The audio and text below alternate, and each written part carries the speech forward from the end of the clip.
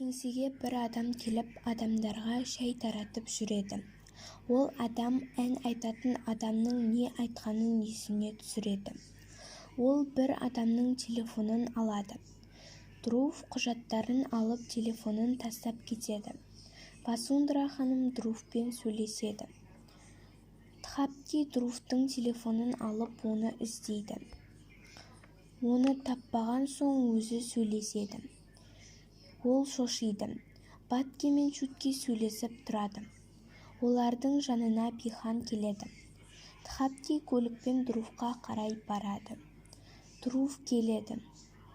Оның жанына бір машина келеді. Айналып жүріп алады. Ішінен бұзақылар шығады. Друв түсінбей тұрады. Олар төбелесіп кетеді. Тхапки келеді. Бихан жол тартады. Бихан оларды көреді. Бихан бір адаммен қосылып, құздан құлап кетеді. Друв пен Тхапки жүгіріп кетеді. Бихан деп айғайлайды.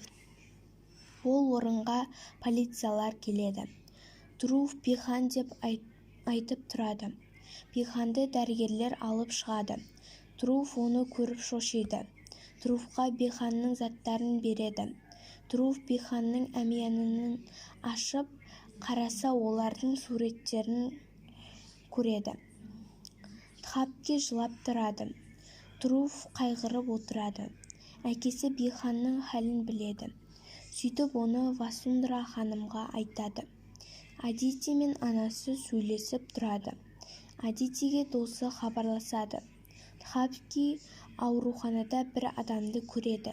Оның Бихан екенін білмейді. Васундра ханым Биханды уайымдап тұрады.